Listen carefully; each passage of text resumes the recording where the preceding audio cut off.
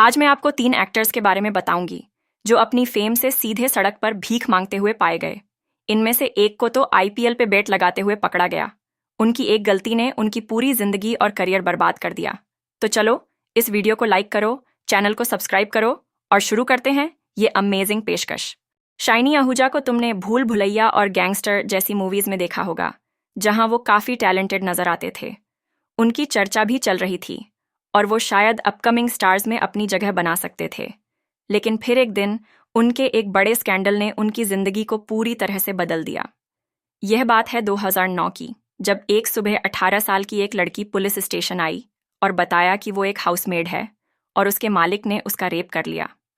अब चूंकि शाइनी बॉलीवुड से थे, ये बात जल्दी ही सबके सामने आ गई। सब लोग हैरान रह गए और जब पुलिस ने डीएनए और फिंगरप्रिंट्स चेक किए तो ये साबित हुआ कि सच में कुछ हुआ था। शाइनी ने माना कि उन्होंने सेक्स किया था, लेकिन उन्होंने कहा कि ये दोनों की मर्जी से हुआ था, ना कि मजबूरी से। फिर कोर्ट ने मेड की बात सुनी और शाइनी को कस्टडी में रख लिया। लेकिन सितंबर 2010 में उस मेड ने कहा कि उसने झूठ बोला।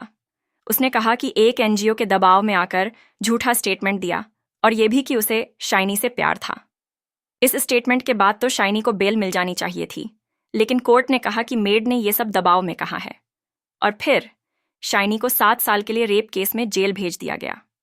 एविडेंस में मेड पर हल्का खून और बेड पर सीमन के निशान थे। साथ ही हाथापाई और जबरदस्ती के निशान भी मिले। लेकिन शाइनी ने 2012 में हाई कोर्ट में अपील की और लंबे समय बाद 2016 में उन्हें फाइनली बेल मिली। तब हमें वेलकम बैक में उन्हें देखने को मिला। लेकिन रेप केस जैसे आरोपों के बाद शायद ही शाइनी को भविष्य में कोई काम या इज्जत मिल पाएगी।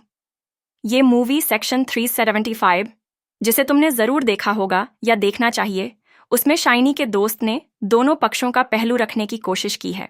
पर क्या सच में शाइनी ने सब कुछ कंसेंसुअली किया था?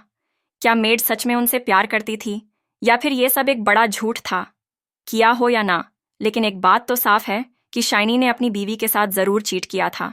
आप सभी इंडियन रेसलर दारा सिंह जी को अच्छी तरह से जानते होंगे, जिन्होंने आनंद जैसी कल्ट मूवीज में कैमियो किया है और भारत का नाम भी रोशन किया है। लेकिन आज हम दारा सिंह के बारे में नहीं, बल्कि उनके बेटे बिंदु दारा सिंह के बारे में बात करेंगे। जी हाँ, उनका एक बेटा है जिसे तुमने कहीं ना कहीं जरूर देखा होगा।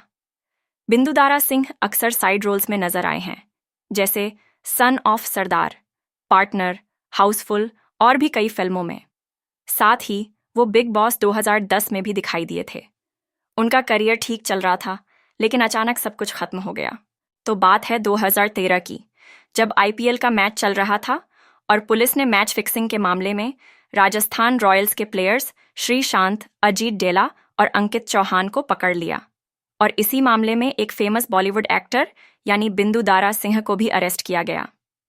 बिंदु ने बताया कि उन्होंने बीसीसीआई के चीफ श्रीनिवासन के ससुराल वाले गुरुनाथ मयप्पन के बिहाव पर बेट लगाई थी। लेकिन यही नहीं, उन्होंने एक बेहद शॉकिंग स्टेटमेंट भी दिया, जिसमें कहा कि आईपीएल 100% फिक्स्ड है और सबसे ज्यादा बेट्स विजय माल्या जैसे लोग लगाते हैं। ऐसे बयानों के बाद मुझे नहीं लगता कि किसी ने भी बिंदु दारा सिंह को फिर कभी उसी नज़र से देखा होगा या उन्हें लीड रोल मिल पाया होगा। इसी वजह से उनका पूरा करियर खत्म हो गया। तुमने शायद गीतांजलि नागपाल का नाम बहुत कम सुना होगा, है ना? लेकिन याद है 2008 में आई फिल्म फैशन, जिसमें कंगना रनौत और प्रियंका चोपड़ा थीं। इस मूवी को काफी सराहा गया था और इसका म्यूजिक भी काफी अच्छा था।